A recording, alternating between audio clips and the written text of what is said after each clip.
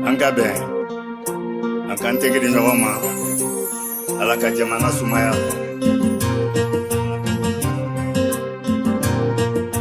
an ka bɛn silamɛw yo a ye to an ka bɛn an ka sabali sun ni tile an bɛ Ala wele n'an ma bɛn Ala bɛ na.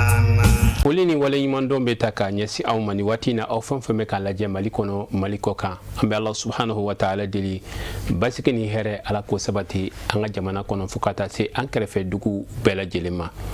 Nin kɛnɛ sanuma in an bɛna fɛn min yira u la o de ye samedi tɛmɛnen n'o bɛnna juin kalo ale tile 20 ma san 2026 Mali Conseil Islamique ɲɛmayaso a ye lajɛba min kɛ Palais de la Culture la Dawudabugu. Ala sɔnna a ma silamɛw ka bɛn n'u ka kelenya o kɛnɛ sanuma a tako fɔlɔ an y'o yira aw la ka tɛmɛ n'o ye kumakɛla fɔlɔ minnu kumana fo ka taa se baara kuncɛli ma. Nin kɛnɛ in an bɛna a tako filanan de yira aw la. Tako filanan baaraw bɛna daminɛ tumana min na bakuruba kunnafoniyaw kana na n'o ye discours minnu bɛ yen ni a kalanna faransɛ ani bamanankan ni larabukan na o bɛɛ tɛmɛnen kɔfɛ mɔgɔba minnu bɛ kɛnɛ kan kuma sɔrɔla ka d'u ma kelen-kelennin na baara kun fɔlɔ la ni Ala ka diya ye kuma dira mɔgɔ minnu ma an ka jɛ k'a ɲɛmada u fɛ. Walhamdulillah wassalatu wassalamu ala rasulillah ummata Muhammadin sallallahu alayhi wa sallam. اذكروا نعمة الله عليكم إذ كنتم أعداء فألف بين قلوبكم فأصبحتم بنعمته إخوانا وكنتم على شفا حفرة من النار فأنقذكم منها. أمبدو كما جامع مرتين لي منو كان فوبونيا كان bismillah kana abefora ante sego kamble ka fo ni kenai kuna wolo kenado ngorota kenado jamana korota kenado amanya na alafe jamin kelen flene sisa adabara kun min kama ala ka koyi ka jamana koloshi ka jamana tanga amisra minya ala ka ankishama ala ka ankishi jugu akenemata asukononta ala ka ankisha bela jelema anga jamana bi wuli ka jomina jamana kanali kaso minum blalmo barala ambufu ka barka dawye jamana nyemugo bi chasri minuna nimbajira ko usebede jamana nga kelenya la général bien o bo sabati ministre bien o yo sabati nunu minum flane no kera anga ala tanu ka barka dai ka barka da ala halbi ka ala fu ala mi ka anke kelenye nin kenenga nga mimbi fala ka fraka o ye anga fo nyonyi أنك نيون واجليان وأوفوا بعهد الله إذا عاهدتم ولا تنقضوا الأيمان بعد توكيدها أما نحلاهد من دي نيوم يا أنك ناتين لاهد من نانيا تانيوني يا كوانا كيليني أنك ناتين أنك نلاهد تين أمي على تانو حلبي كبركة عليه je akafura hereka alaka wuli hereka wassalamu alaikum. Mbe kuma ni Mali misiri alman bɛɛ lajɛlen tɔgɔ ye a n'a zawiya alman bɛɛ lajɛlen tɔgɔ ye limama bureau national tɔgɔ la kɛrɛnkɛrɛnnen a secrétaire général n'o ye imam Gawusu Mɛnte ale de tun kan ka discours kɛ ma fari man di Ala ka lafiya di an n'a ma ko n'an nana an ka foli kɛrɛnkɛrɛnnen k'a ɲɛsin an ka faamaw fɔlɔ ma n'o ye kɛnɛ in ɲɛmaa bɛ maa min bolo n'o ye général du corps d'armée ye inchallah an balimakɛ Ismail Wagibu ka foli f'i ɲɛna o kɔlen fɛ an yɛrɛ ka ministre inchallah docteur Mohamed Umar ko ne ko k'a ka foli f'i ɲɛna limamba bɛɛ lajɛlen tɔgɔ la ko ka surakaso 2 ani ɲare ko k'a ka foli fɔ aw ɲɛna an ka ladati ko k'a ka foli fɔ aw bɛɛ lajɛlen ɲɛna monsieur le maire k'i ka foli bɛ yan ka naba bɛɛ lajɛlen fo ko olu wasalen don nin kɛnɛ in kan parce que ko ala ma bobo ci quoi wa ma arsalna min rasulin illa bilisani qawmihi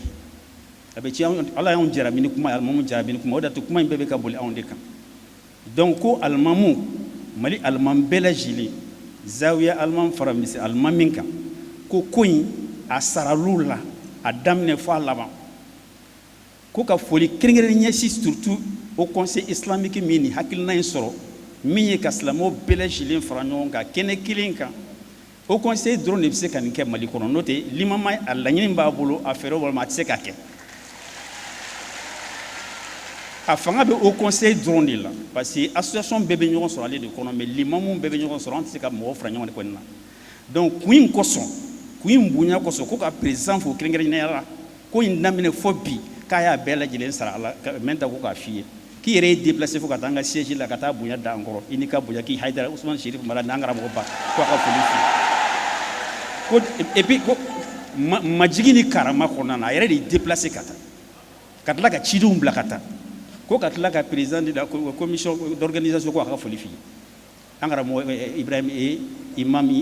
Kontaw ko a ka foli f'i ye yani a ko in fana na limama ka éléments n'ale ka éléments de commission fɛn bɛɛ lajɛlen ko an da donna ko bɛɛ la k'o de ka fɔ mali alimami bɛɛ lajɛlen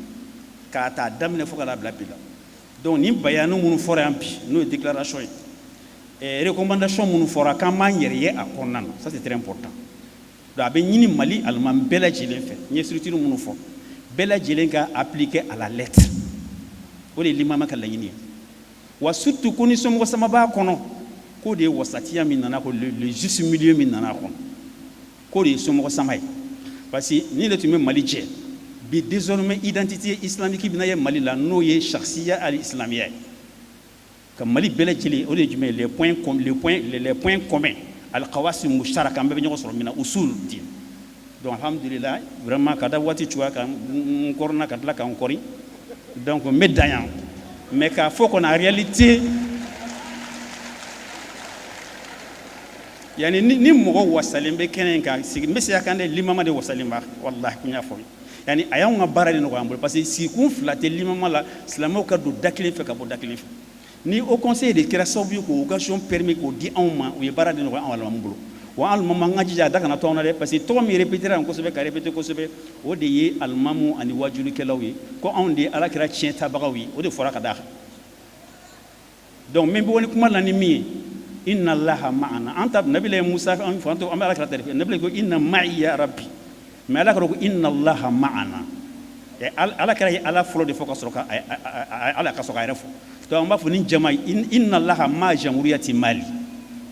insha allah ma'iyati allah o de ka boni fembe nala bi fe ka bi kay fembe kay donc ala bi mali o da to gon santé mali région tan ani kononton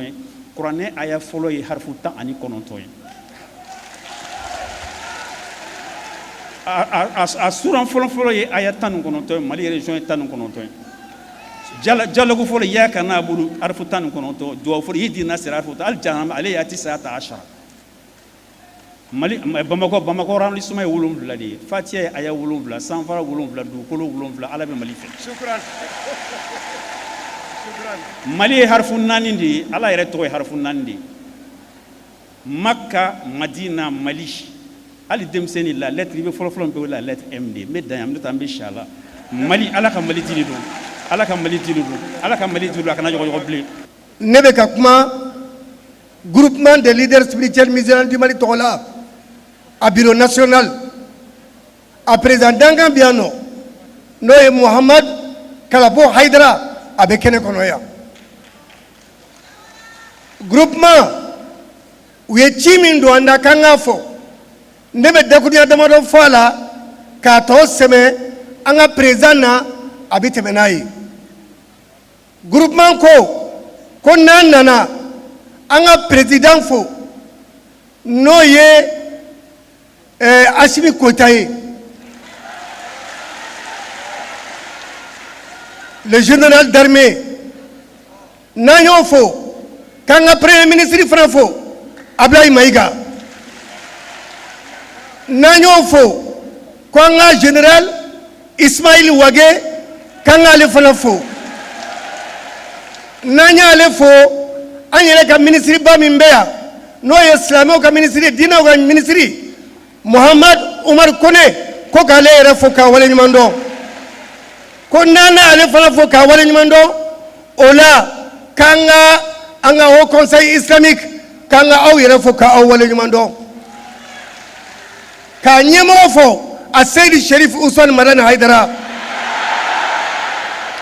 i ye baara min kɛ jamana in kɔnɔ bi a kɛra Ala ɲɛna jamanadenw b'i fo nin ye jamanaden ɲumanya dɔ de ye i ye min waleya bi i ye fiɲɛ duman dɔ de ci Mali kɔnɔ bi ka tariku dɔ bila Mali kɔnɔ maliyɛnw tɛ ɲinɛ min kɔ tuguni ka se ka bolojigiw bolominɛw Chaziliyaw Tijaniyaw ka bɛɛ lajɛlen fara ɲɔgɔn kan an bɛɛ ka don da kelen fɛ ka bɔ da kelen fɛ Usman i ni ce ni baraji Ala ka i sara wa an jɛna n'a ye an b'a bɔ a sira fɛ ko n'an nana an ka limama fo n'an nana an ka amipi fo n'an nana an ka INAFEM fo n'an nana k'an ka maire fo n'an nana an ka laadalamɔgɔw fo n'an nana k'an ka bɛɛ lajɛlen fo ko o kɔfɛ u ye point damadɔ de di yan ko n k'o fɔ Haut Conseil ɲɛmɔgɔ ye a n'a ka bureau national bɛɛ a fɔlɔfɔlɔ ye jumɛn ye an ka président Haut Conseil islamique groupement ko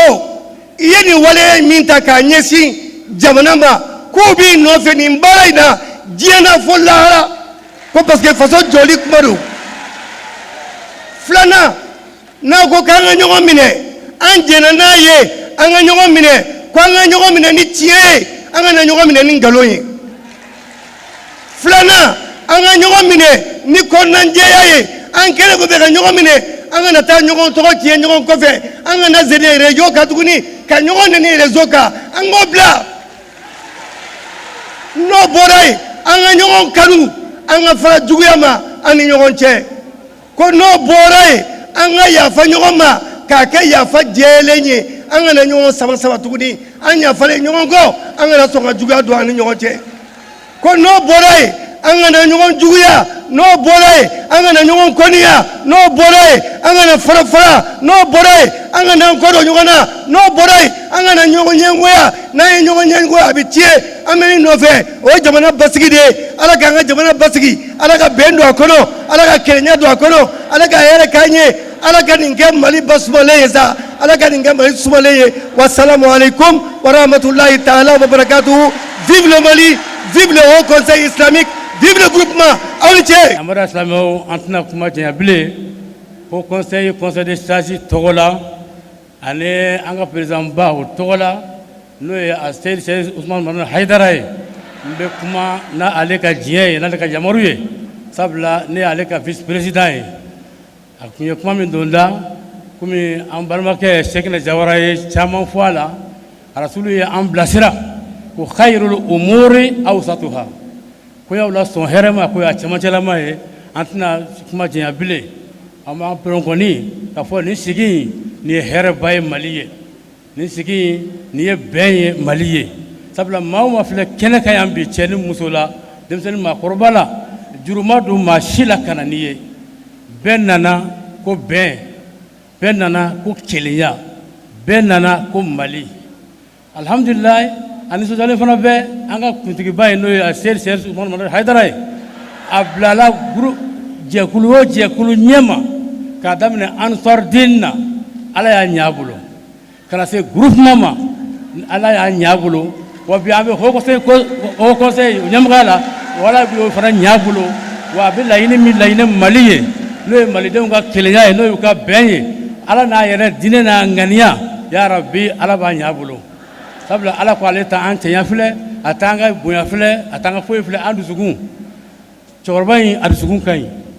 cɛkɔrɔba in a ŋaniya ka ɲi a bɛ fɛn fɛn ŋaniya ni Mali ye Ala b'o kɛ a ko n ka foli kɛrɛnkɛrɛn lase a ɲɛmɔgɔba fila fana min nana n'o ye général de corps d'armée Ismail Wage ko a ka foli kɛrɛnkɛrɛn lase a ma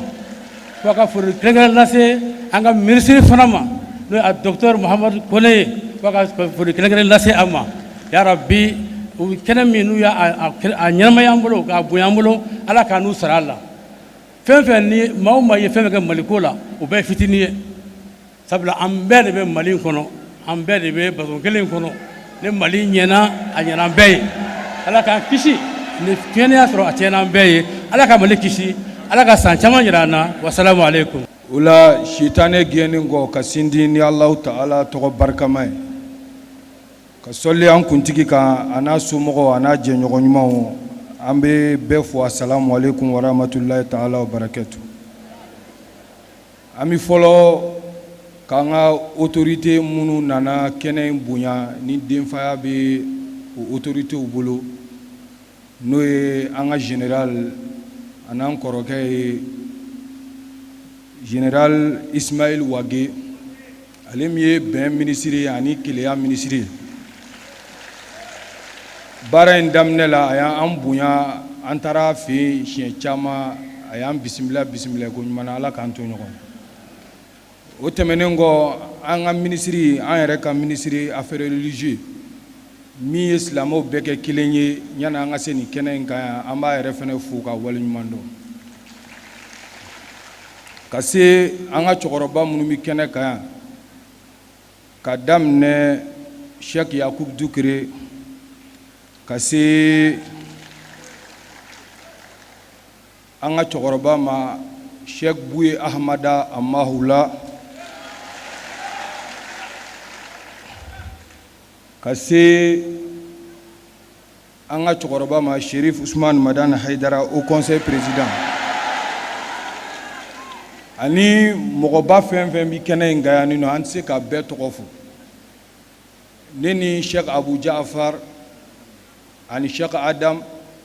kuma min b'an bolo o de ye silamɛw ka bɛn wajibi de ye farida don i n'a fɔ seli ni su ni hiji ni jaga a farida ka bon n'o ye silamɛw ka kɛ kelen ye. ni silamɛw ma kɛ kelen ye jugu bɛ yɛlɛ silamɛya la surtout fɛɛrɛ jugu min tigɛlen don silamɛya kama bi diɲɛ kɔnɔ bɛɛ b'a kalama. kabini ni mɔgɔ min ye tubabuw ka jeux lajɛ contre l'islam aujourd'hui c'est très très grave. contre souveraineté c'est très très grave. mɔgɔ n'i ko k'i b'i k'i yɛrɛ ta ye tubabuw tɛ k'i fɛ.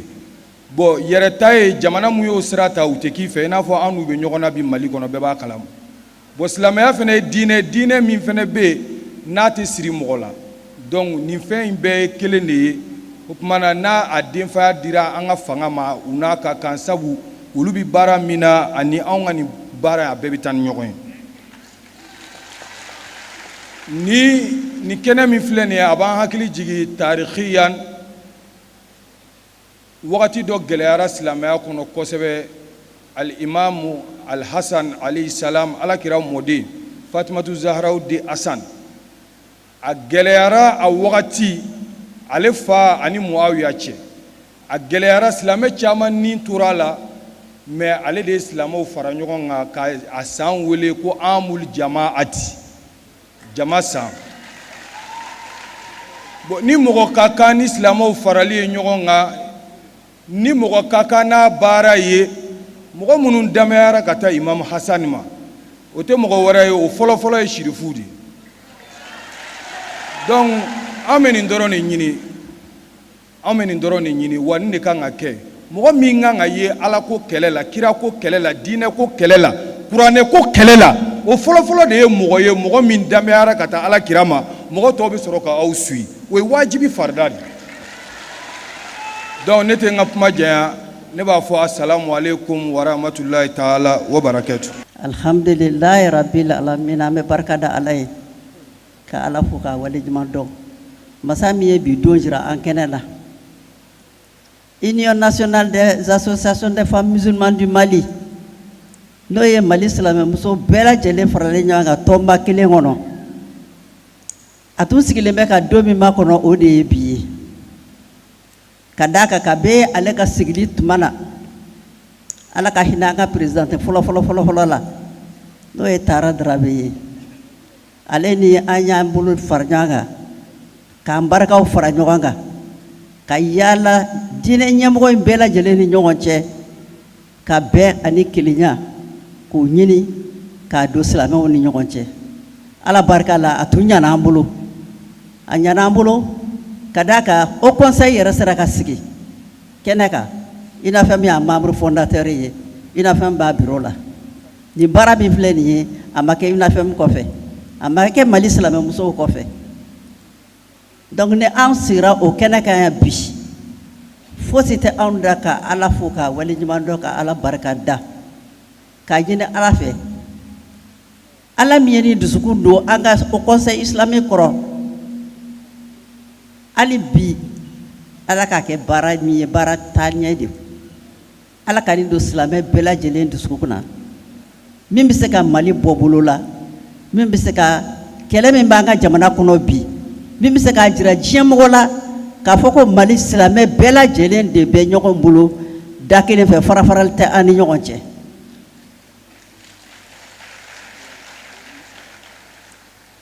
o de hukumu kɔnɔna na an bɛ INAFEM ka foli lase bɛɛ lajɛlen ma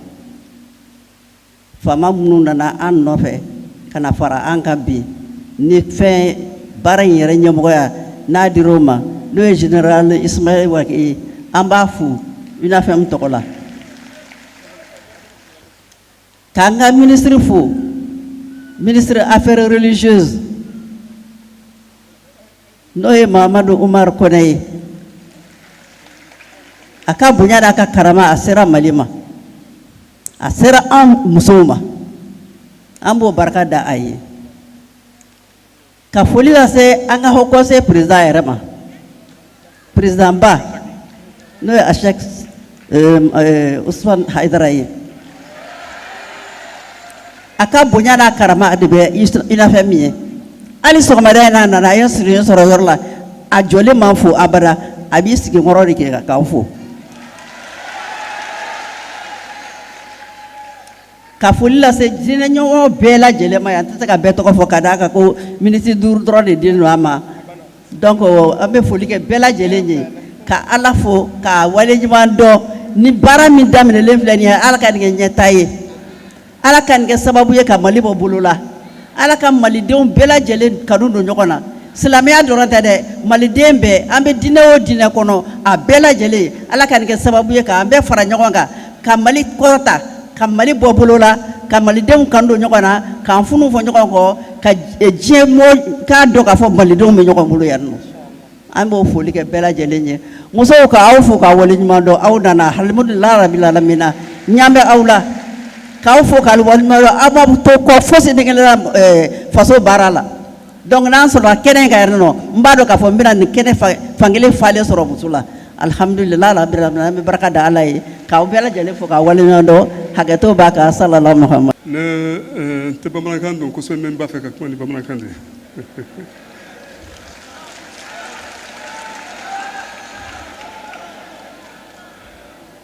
ne kumabagatɔw ka kuma lamɛn a diyara n ye a bɛnna n ma a ka kan a fɔra a tuma la n b'a ɲini sa dɔnnibagaw ma olu ka wuli k'a fɔ ko mun b'a la ka kɛ k'a man kan ka kɛ k'a ka dabila ko jihadu tɛ tuguni sisan a kɛra fitina de ye o fitina to ashaddu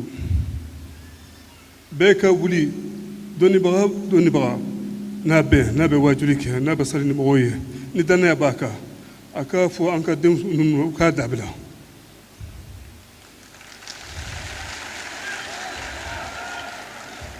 an kana maslaha kɛ o la faamaw b'a la k'u seko kɛ mais faamaw kelen tɛ maliyɛnw ye koyi an fana ye maliyɛnw ye an k'u dɛmɛ dɔnnibaga mun ma sɔn k'a fɔ o kɔrɔ k'a fɔ a sen b'a la an ka tun ye fɔ n yɛrɛ musow bɛ sa denw bɛ sa a kɛra kɛlɛ faso mun ye maliya kɛlɛ de don diinɛ kɛlɛ tɛ dɛ diinɛ kɛlɛ kun b'a la dan b'a la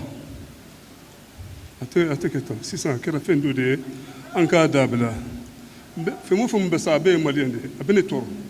a bɛ n tɔɔrɔ ye a bɛɛ ye maliyɛn de ye ala ka hɛrɛ kɛ mali ye an baden silamɛw an b'an ka kuma daminɛ ni alahu taala tɔgɔ barikama ye an bɛ ala ta don ka barika da ala min ye bi kɛnɛ in yira an na ka an fara ɲɔgɔn kan nin kɛnɛ in kan an bɛ kisi nɛɛma ɲini ala ka cidenba ye n'o ye muhamadu sallallahu alaihi wa sallama ale min cila k'a kɛ hɛrɛ ye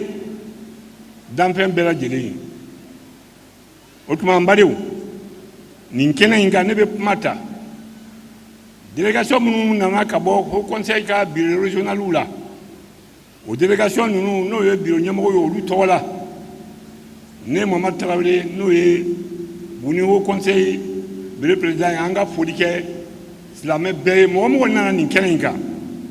an b'a dɔn k'a fɔ nin kɛnɛ min filɛ nin ye n baden silamɛw nin ye donba ye min bɛ don mali tariku la fo ka taa se alikiyama dɔ don ma o tuma n baden silamɛw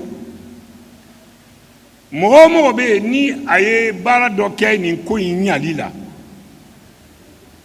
an ka ɲɛmɔgɔw la n'o ye alimamiw ye n'o ye an ka haut conseil ɲɛmɔgɔw ye n'o ye an ka karamɔgɔw ye fɛn o fɛn bɛ yen n'a y'a sen don a la an b'a bɛɛ lajɛlen fo k'a bɛɛ waleɲumandɔn ka dugawu k'a bɛɛ ye baara tɛ yen n'i bɛ se ka baara min kɛ adamadenya dilanli la ni nafa b'a la ka tɛmɛ nin kan alakira de y'a fɔ sallallahu alaihi wa sallama k'a fɔ fɛn min bɛ yen n'o sara a ka bon seli ye a ka bon sun ye o ye adamadenw cɛ fɔli k'a dilan n'o ye isilamu ye o tuma minnu sen don a la k'a ta an ka faamaw la n'o ye an ka jamana ɲɛmɔgɔ ye k'a ta o la ka na bila ministre de réconciliation na ka na bila an ka ministre la ni o ye docteur Umar Kone ye ka taa se an ka haut conseil a bureau ba ɲɛmɔgɔ ma n'o ye Seydou Badane Aïdara ye fo ka taa se mɔgɔ kelen o kelen bɛ yen n'a ye i bolo don baara in la an ka dugawu b'a bɛɛ ye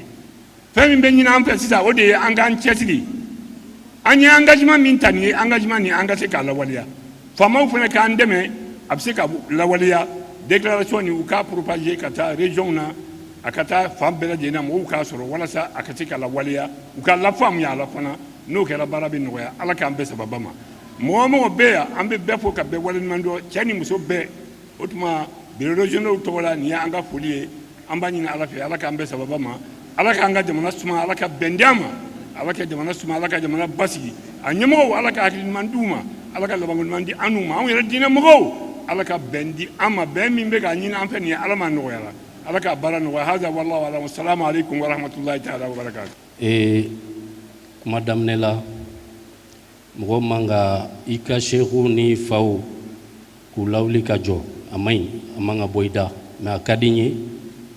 an ka dugawu kɛ ko daminɛ la ka ɲɛsin an ka jamana finitigilakaw minnu tora fitina ye ni kɛlɛ in kɔnɔ depuis 2012 fo ka se bi ma ani civiliw minnu m'a min u m'a bɔn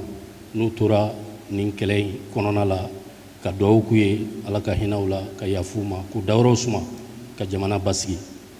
o tɛmɛlen kɔfɛ ka bɔ yen anw ye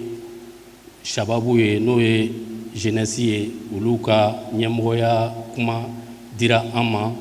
Cheikh Makiba fɛ ale de ni jɔyɔrɔ in kun ka kan mɛ a ko ale yɛrɛ sera yɔrɔ min na bisa a fana bɛ fɛ k'i sigi n'ala sɔnna ma ka dɔgɔw lagɛ baara in kɔnɔna la an b'o foli d'a ma an faw caman nana i n'a fɔ Cheikhna Jawara olu kalayala ni kuma ye jeunesse de kan ka kalaya ka tɛmɛ bɛɛ kan mɛ an bɛna lagɛ ka sumaya bi dɔɔni yaasa ka kuma n dɔgɔw fɛ parce que jamana bɛ situation min kɔnɔ an kan ka ɲɔgɔn faamu o kɔnɔna la n bɛ kuma surunya k'a fɔ an faw ye nin baara min kɛ n'o ye ko u y'a santi k'a fɔ silamɛw mago bɛ ɲɔgɔn faamu na wa diinɛ ɲɛmaaw de ko don parce que n'olu ye ɲɔgɔn faamu kɔmaw bɛɛ bɛ kɛ kelen ye kɔma bɛ ɲɛmaa de nɔfɛ ɲɔgɔn faamubaliya tɛ silamɛw ni ɲɔgɔn cɛ mais ɲɛmaaw n'olu ye ɲɔgɔn faamu baara kɛcogo la ka ɲɔgɔn bonya dɔrɔn kɔmaw fana bɛ kɛ kelen ye donc u y'a santi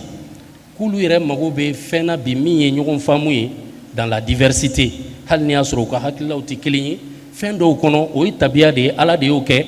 diinɛ talan ye o ye adamadenya talan ye o ye mais a kana kɛ kɛlɛ ye a kana kɛ ka ɲugu ɲɔgɔn na a kana kɛ ɲɔgɔn buruja ye u ka se ka ɲɔgɔn faamu ka tɛgɛ di ɲɔgɔn ma yaasa ka diinɛ kɔrɔtan ka jamana dɛmɛ cohésion sociale n'o ye fɛn min bi jamana mago b'a la ka tɛmɛ fɛn bɛɛ kan wa pour que o ka sɔrɔ ka kun ɲɔgɔn fɛ sigi la ayiwa fo diinɛ ɲɛmɔgɔw de ka bɛn fɔlɔ parce que olu de normalement olu de kan k'o mission in accompli ka tɛmɛ bɛɛ kan ala y'o mission in di olu de ma parce que u ko al ulama warasatul anbiya ko dɔɔninkɛlaw diinɛ dɔɔninkɛlaw k'olu de ye kiraw tiɲɛ tabaga ye kiraw dun ka tiɲɛw la belebele dɔ ye jumɛn ye u ka ayiwa ala dɔn ni tawhidu ni batow kɔfɛ o de ye tawhidu sufufil ibad ala ka jɔnw k'olu fana ka aran kɛ kelen ye u k'u tɛgɛ di ɲɔgɔn ma ka bɛn kira y'o de kɛ salasalama a nalen madina a taara yɔrɔ yɔrɔ a y'o de kɛ o de y'a to mɔgɔw kunna sigi kɔnɔ ka sɔrɔ u ka diinɛw tɛ kelen ye ka sɔrɔ u siyaw tɛ kelen ye ka sɔrɔ u kulɛriw tɛ kelen ye u ka hakililaw tɛ kelen ye kira de y'a kɛ sallallahu alaihi wasallam ka tila ka sigi fana k'a yir'u la aw kunna sigi kɔnɔ cogo min aw bɛ sigi yɔrɔ min na a y'a yɔrɔ kanu c'est ça la citoyenneté ka tila k'a yir'u la k'a fɔ a ye yɔrɔ in kanu aw ka kun yahudiyaw tun bɛ yen silamɛw bɛ yen taabolo wɛrɛw bɛ yen donc an faw y'o min santi k'a fɔ a baaraw kɛla ka tɛmɛ mais f'u ka bolofa kɛ bita la u yɛrɛ ni ɲɔgɔn cɛ yaasa mission in ka se ka accompli ninnu fɛn fɛn filɛ nin ye u tɛ k'a k'u yɛrɛ ye n'i y'u sisan lajɛ ala ye bonya min d'u ma ala ye karama min d'u ma mali kɔnɔ ninnu bɛ wulikajɔ kɛ cogo di tugun ko nafa wɛrɛ bɛ k'olu kan ko an ka bɛn non u bɛ k'a kɛ génération future de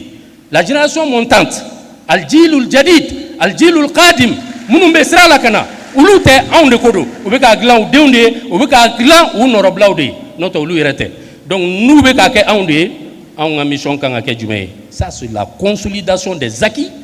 des leaders religieux olu bɛ baara min na anw fana ka se k'an jɔ k'o baara in sinsin u bolo fɛn fɛn bɛ se k'a to a bɛ tiɲɛ an k'an jija an ka don ayiwa o ni tiɲɛni cɛ o bɛ kɛ cogo di k'a sɔrɔ anw yɛrɛ anw ma prêt ka tugu mɔgɔkɔrɔbaw ka kunlemafan kɔ k'a sɔrɔ anw yɛrɛ bɛ agenda wɛrɛw kɔnɔ an tɛ agenda min dɔn k'a sɔrɔ anw bɛ combat kɔnɔ an tɛ combat min dɔn faut pas se tromper de son combat jeunesse man ka fili a ka combat ma bi an kan k'an jija an kana sɔn an ka instrumentaliser mɔgɔ dɔ ka agenda kɔnɔ min i t'a dɔn diinɛ ka nafa b'a la wa jamana ka nafa b'a la wa a bɛ kɛlɛya sabati wa e kɔni b'o tigi kɔ o ka agenda kɔnɔ i t'a dɔn a finalité ye min ye i kana sɔn a ka kɛ diinɛmɔgɔ ka sira kan kana sɔn a ka kɛ politikimɔgɔ ka sira kan kana sɔn a ka kɛ hali jamana wɛrɛ ka sira kan i ka jamana ka intérêt supérieur i b'o de préserver parce que sini jeunesse de bɛna o tɔnɔ dun olu tɛ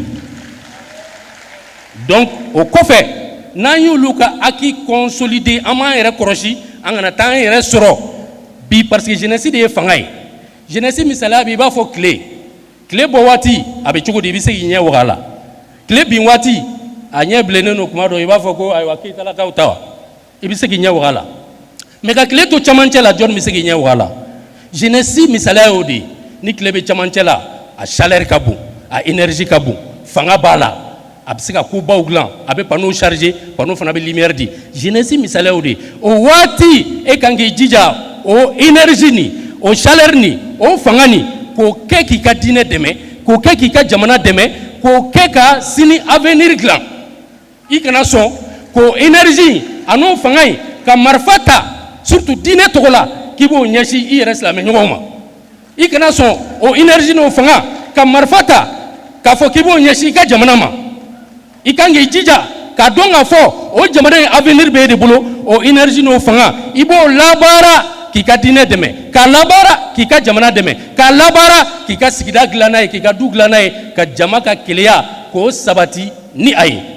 n bɛ kuma surunya yɔrɔ jumɛn o de y'an ka dɔn k'a fɔ nous sommes dans une période exceptionnelle n bɛ kuma surunya o yɔrɔ de la an bɛɛ ko dɔn k'a fɔ an bɛ waati min kɔnɔ ani waati tɔw tɛ kelen ye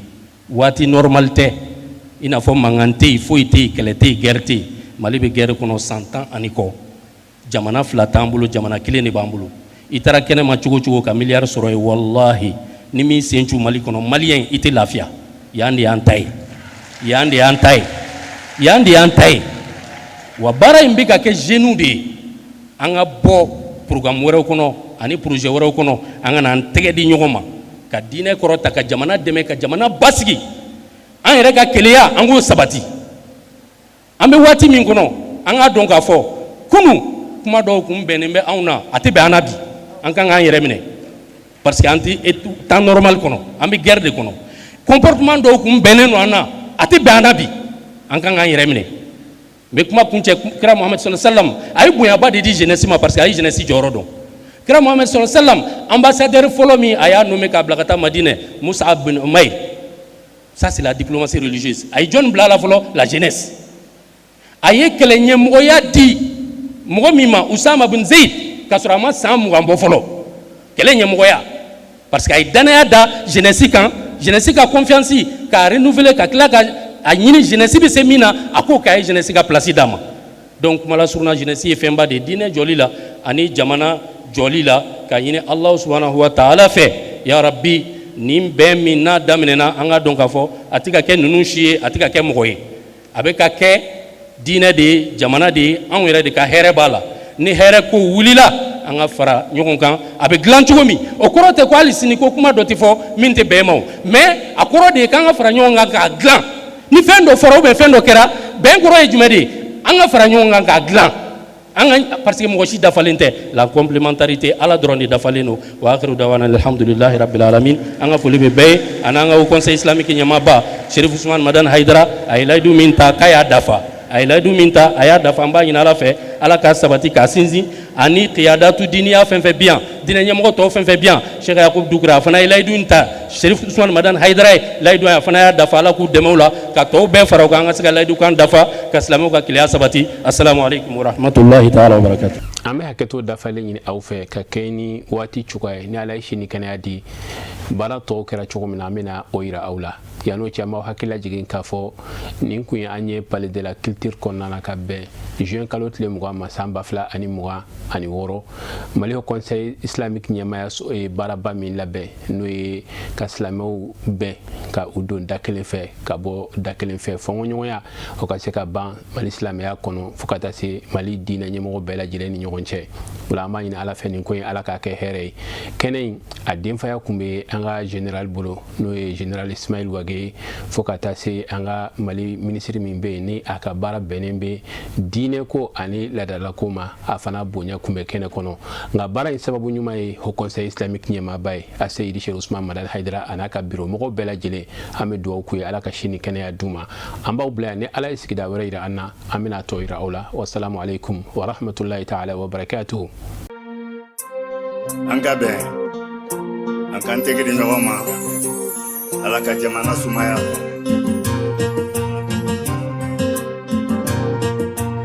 an ka bɛn silamɛw yo a ye to an ka bɛn an ka sabali sun ni tile an bɛ ala wele n'an ma bɛn